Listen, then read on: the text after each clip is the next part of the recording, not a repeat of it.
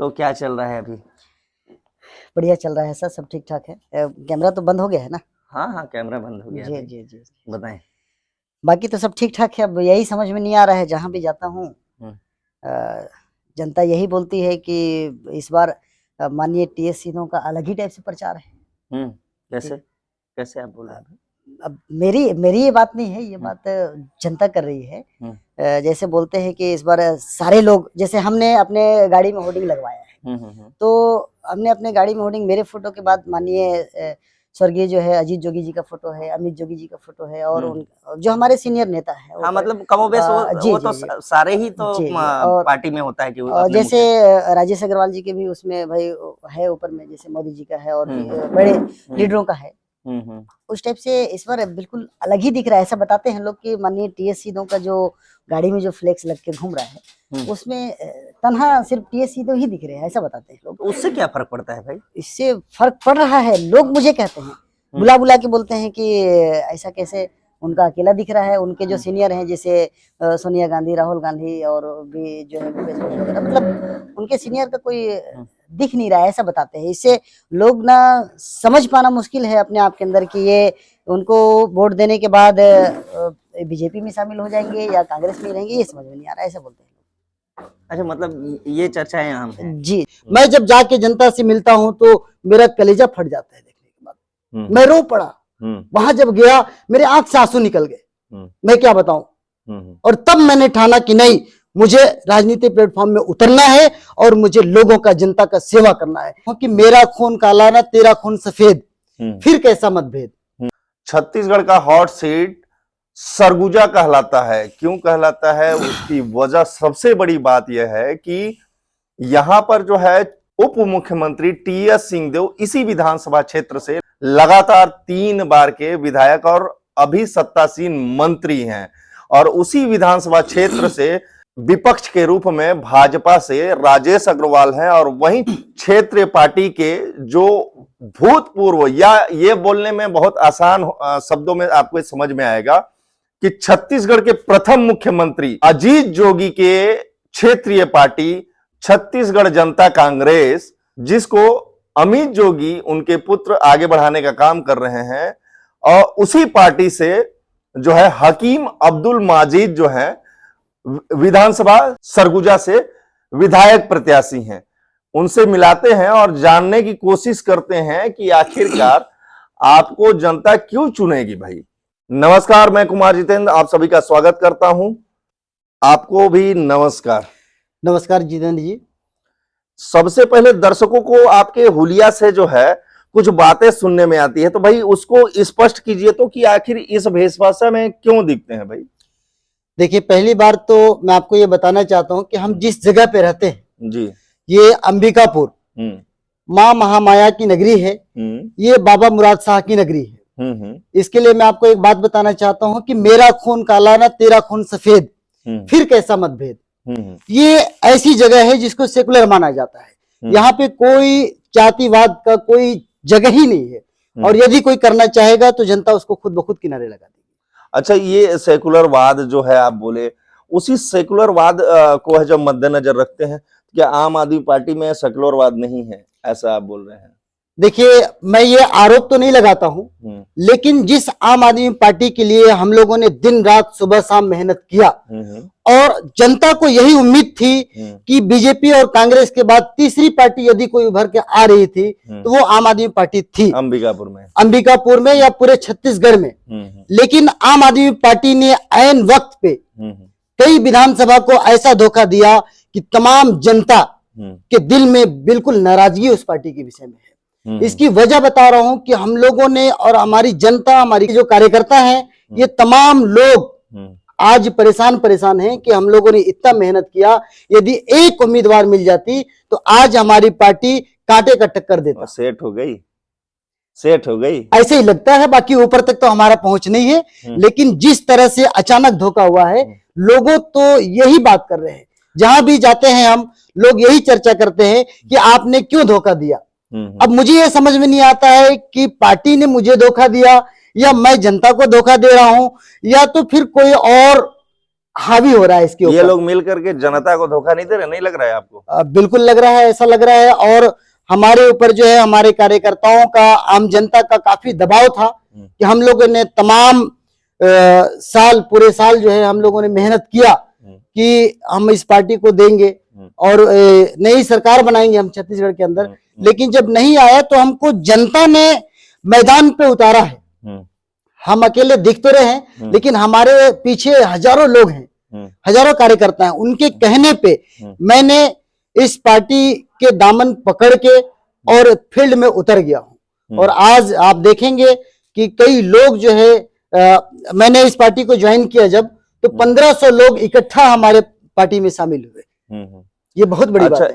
यह बताइए कि एक तरफ करोड़ों अरबों के आसामी टीएस सिंहदेव उप मुख्यमंत्री छत्तीसगढ़ शासन, और एक तरफ आप थोड़ा सा मैच नहीं करता है, बताइए उसका मतलब कैसे आप फाइट कर पाएंगे? देखिए, पहली बात तो मैं बता देता हूं कि इतिहास गवाह है, चुनाव हार और जीत की। एक बार इंदिरा गांधी भी चुनाव हार गई थी, अभी दिल्ली के अंदर शीला दीक्षित भी हार गए थे। तो हार जीत के लिए छोटा और बड़ा कोई मायने नहीं रखता है, क्योंकि कोई प्रत्याशी दूसरे प्रत्याशी को हराता नहीं है और ये उसके अंदर वो ताकत भी नहीं होती। चुनाव को हराने और जिताने का तो जनता के अंदर वो ताकत है, एक वोटर के अंदर वो ताकत है, और ये वोटर बताएगी कि समय पे क्या होता है। तो ये जो जनता है सब जानती है, आपके बारे में भी जानती है, और यहाँ के तो कुछ कार्य गिनाइए जो आप सोच रहे हैं कि उनके समक्ष यदि आप विधायक बन के आते हैं, या वो क्यों चुने भाई? आपके रूपरेखा तो कुछ तैयार हुए होंगे, उसके बारे में। देखिए, पहली बात तो मैं ये बता रहा हूं कि मैं बिल्कुल जमीन से जुड़ा हुआ व्यक्ति हूं।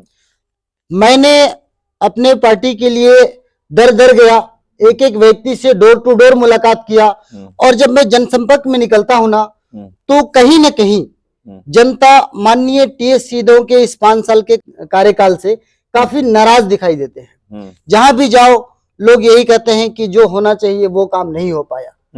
तो इसलिए मुझे ऐसा लगता है कि लोगों को जब समस्या होगी, कोई परेशानियां होंगे, तो डायरेक्ट मुझसे मिल सकते हैं, डायरेक्ट मुझसे बात कर सकते हैं। और मैं युवा हूं, आराम से मुझे कोई बात को बता के अपना काम को करा सकते हैं। ये बहुत सारे लाभे हैं उनको। उत्साह की कोई कमी नहीं है। जी जी, बिल्कुल कमी नहीं है। तो आगे क्या देखते हैं कि इस क्षेत्र में, मतलब आप जो है, आपको अंबिकापुर की जनता या सरगुजा की जनता क्यों देखना चाहती है, आप इस बारे में? देखिए, जनता का जो कहना है, अभी तक मैंने जो फील्ड वर्क किया है, जैसे लोगों से मुलाकात किया, जब मैं राजनीति में नहीं था, चुनावी क्षेत्र में नहीं था, तब भी मैंने जनता को खूब मदद किया है। जैसे कोई गरीब हो, आपने हमारे मदद इससे पहले तो आपका राजनीतिक बैकग्राउंड नहीं था, तो क्या मदद की है भाई? देखिए, मदद का मतलब यह है कि मैं पेशे से एक हकीम हूँ। लोग कोई भी समस्या लेके मेरे पास आते थे। कोरोना काल में भी काफी लोगों का मैंने सहयोग किया, और उसके बाद भी जो है कई लोगों को, जैसे मैं जड़ी बूटी वगैरह देते हैं।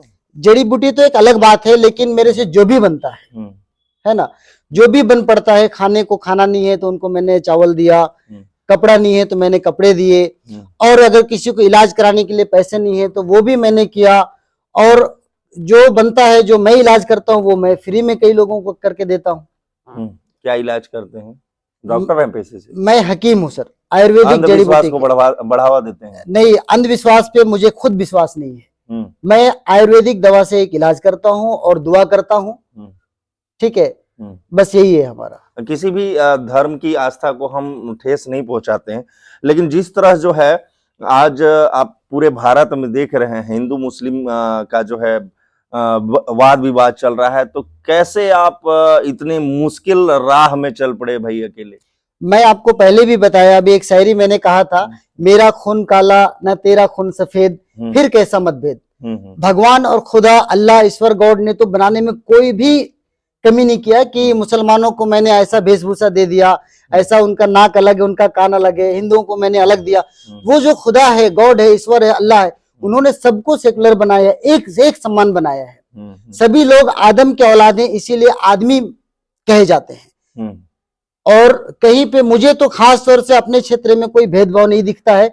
जनता काम चाहती है साहब, और मैं चाहता हूं कि जनता के दिल में उतर के। क्या काम किए हैं अभी इन 5 वर्षों में टीएस सिंहदेव?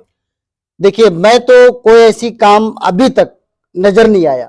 आप हमारे सोशल मीडिया में देखेंगे, अंबिकापुर विधानसभा के उदयपुर ब्लॉक में पिंडरखी से आगे पहाड़ कोरजा गांव है, आज भी वहां पुल नहीं है, सड़क नहीं है, 7-8 किलोमीटर पैदल चल के जाना पड़ता है साहब।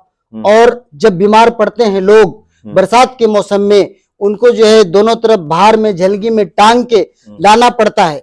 आज हिंदुस्तान को आजाद हुए लगभग 77 साल हो चुके हैं, लेकिन उसके बावजूद भी देखिए कि कहीं रोड नहीं है, बिजली नहीं है। मैंने अपने सोशल मीडिया में आपको दिखाया है कि वहां पे मोबाइल में नेटवर्क नहीं है। जियो कहती है कि हम जंगल पहाड़ गली गली पहुंच गए हैं, लेकिन हमारे सरगुजा के माननीय टीएस सिंहदेव उप मुख्यमंत्री के जो विधानसभा है, अंबिकापुर विधानसभा, आज यहाँ पे जियो का नेटवर्क भी हर जगह नहीं पहुंच पाई है, बिजली सही से नहीं है, पानी सही से नहीं है। मैं जब जाके जनता से मिलता हूं तो मेरा कलेजा फट जाता है देखने के बाद, मैं रो पड़ा। वहां जब गया मेरे आंख से आंसू निकल गए, मैं क्या बताऊं। और तब मैंने ठाना कि नहीं, मुझे राजनीतिक प्लेटफॉर्म में उतरना है और मुझे लोगों का, जनता का सेवा करना है। जब जनता मुझे समझ जाएगी, मुझे उनसे वोट मांगने की जरूरत नहीं पड़ेगी, खुद ब खुद जनता मुझे सहयोग करेगा। स्वास्थ्य की बात करते हैं, अभी जो है जिला अस्पताल के बारे में जो है काफी चर्चाएं हो रही हैं। हम क्या लगता है आपको, आपके नजरों में स्वास्थ्य सुविधाएं ठीक है? देखिए, स्वास्थ्य सुविधा का तो शिकार मैं भी हूँ।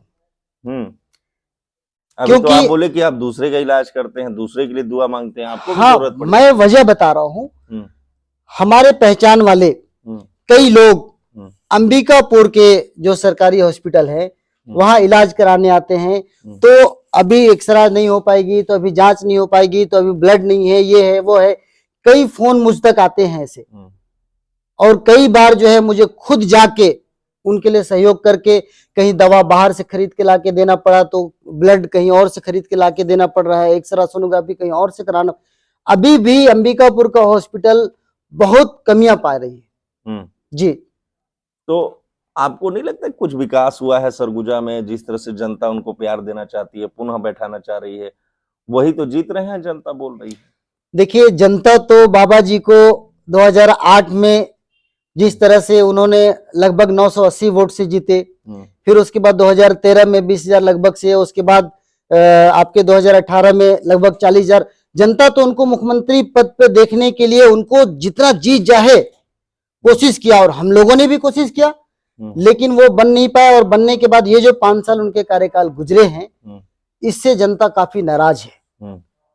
और वो अपने मुख्यमंत्री बनने के लिए उनसे नाराज हैं। आपको क्यों तकलीफ है भाई? मुझे तकलीफ इसलिए है कि वो हमारे सरगुजा के राजा हैं, हमारे नेता हैं, हमारे आदरणीय हैं, और हम लोग तकलीफ में हैं। तो नाराजगी तो अपने माननीय से ही लोग होगा ना, जनता। हम तो एक आम आदमी हैं। आम आदमी का जब परेशानी समस्याएं हल नहीं हो पाया, आम आदमी जो है अपने समस्याओं को पूरा करने के लिए फिर मैदान में मुझे लोगों ने उतारा है, तो मुझे तो दर्द होगा ना, मैं तो उन दर्द का शिकार हूँ।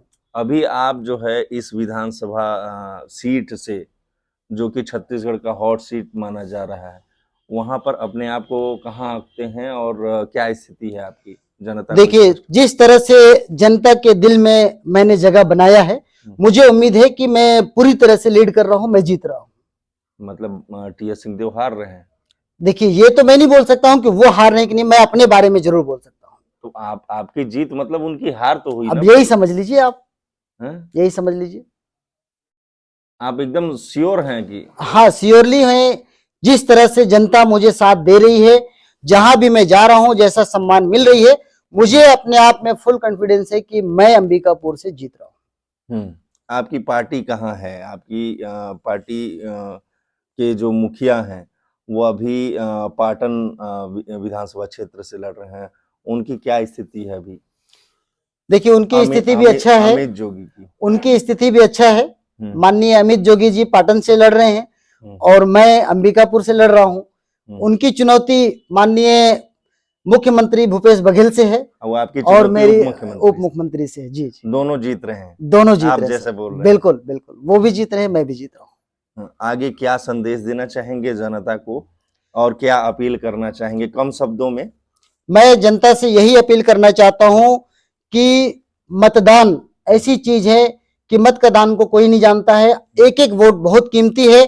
आप अपने दिल में हाथ रख के जो सही है उसे वोट करें, जो सही है उसे वोट करें। ये पहले प्रत्याशी नजर आ रहे हैं जो अपने पार्टी को और खुद को वोट देने से मना कर रहे हैं। एक बोल रहे हैं कि जिस आप मतदान जरूर करें, जिस वाक्य को लगभग हर वीडियो में हमने कहा है कि भाई हम किसी भी राजनीतिक दल से का जो है समर्थन न विरोध करते हैं, ठीक उसी बात को ये दोहरा रहे हैं। बड़ा गौर कीजिएगा, एक बार पुनः अपील कर दें भाई।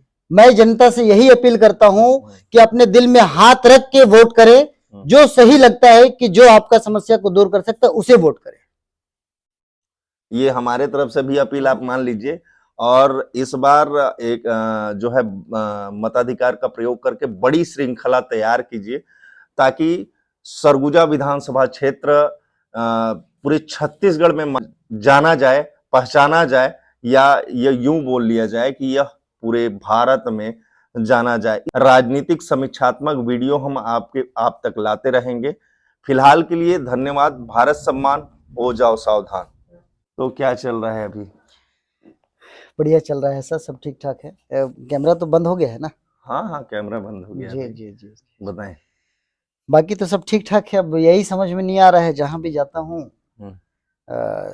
जनता यही बोलती है कि इस बार माननीय टीएस सिंह का अलग ही टाइप से प्रचार है। कैसे आप बोल रहे हैं? अब मेरी ये बात नहीं है, ये बात जनता कर रही है। जैसे बोलते हैं कि इस बार सारे लोग, जैसे हमने अपने गाड़ी में होर्डिंग लगवाया है, तो हमने अपने गाड़ी में होर्डिंग, मेरे फोटो के बाद माननीय स्वर्गीय जो है अजीत जोगी जी का फोटो है, अमित जोगी जी का फोटो है, और उन जो हमारे सीनियर नेता है। हाँ, मतलब कमोबेश वो तो सारे ही तो पार्टी में होता है कि जैसे राजेश अग्रवाल जी के भी उसमें भाई है ऊपर में, जैसे मोदी जी का है और बड़े लीडरों का है।